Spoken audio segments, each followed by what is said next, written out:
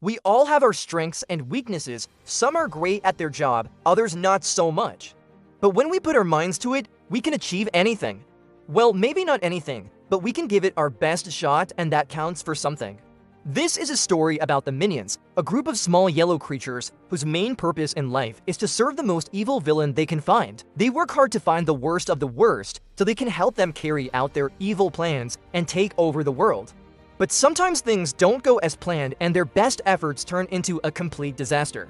One day the Minions were looking for a new villain to work for when they stumbled upon a bird-watching tour. The guy was explaining all about the different species of birds that lived in the area, and the Minions thought it would be a great idea if they worked for him. Maybe they could help him attract more customers, or maybe they could scare away all the other tourists, so he'd have to lower his prices. Whatever it was, they were determined to make it work. The guy was a little skeptical about hiring a bunch of gibbering yellow creatures, but he was desperate for some extra help. So he agreed to give them a try. He showed them how to use the binoculars and explained what kind of birds they should be looking out for.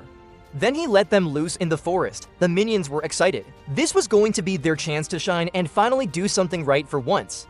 They were going to show the world that they were more than just a bunch of clumsy idiots. They could be helpful and responsible too, at least that was the theory. In practice, things didn't go quite as smoothly. As soon as the guide had turned his back, the Minions got distracted by a butterfly and started chasing it through the trees. They ran around in circles, crashing into each other and tripping over their own feet. The butterfly fluttered away and the Minions were left in a heap on the forest floor, panting and out of breath. The guide came back and saw them lying there and he sighed. He knew this wasn't going to work out. He tried to explain to them that they needed to stay still and quiet if they wanted to see any birds, but the Minions just looked at him blankly and started making little bird noises. The guide threw his hands up in the air and walked away. He didn't bother staying any longer. He knew that with these Minions around, there was no hope of running a successful bird-watching tour. But the Minions weren't giving up. They might be small and weak, but they were determined to succeed. So they decided to try again. This time, they made sure to stay perfectly still and silent. They sat down on some logs and waited patiently for some birds to fly by. Of course, this didn't work either. The Minions ended up falling asleep, and when they woke up, they realized that they had missed the best time for bird watching anyway. It was lunchtime and all the birds had flown off to their roosts. The Minions were hungry and tired and they started to lose hope. Maybe they really weren't cut out for this. Maybe they would never do anything right in their lives. But then one of the Minions had an idea. Maybe they didn't need to follow the rules.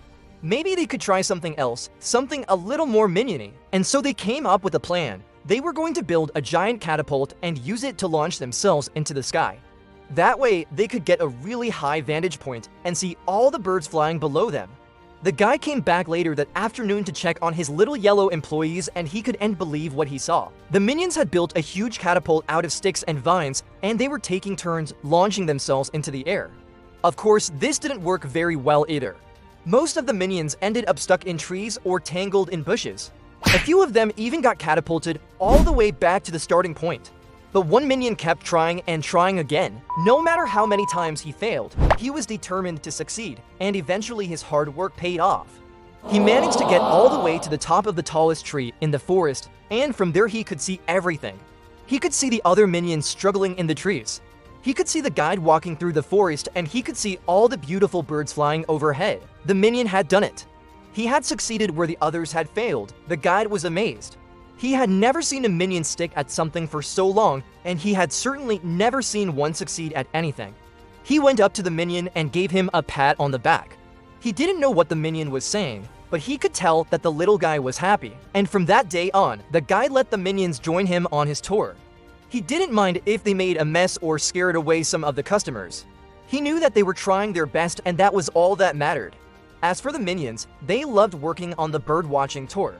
They got to spend all day outdoors. They got to see all kinds of cool stuff and they got to be themselves. Sure, they weren't taking over the world like they had planned, but they were happy. They had found something that they were good at and that made them feel useful. And who knows, maybe one day they would even see a real live unicorn. A girl can dream, can't she? It's okay to fail sometimes. We all do. The important thing is to keep trying. Don't give up on your dreams just because you failed a few times. Keep going and eventually you'll succeed. It may take some time, but it will be worth it in the end. So next time you're feeling discouraged, remember the minions and keep trying. You never know what you might accomplish. If you enjoyed this story, please share it with your friends and family. And don't forget to subscribe for more stories like this. Thanks for watching.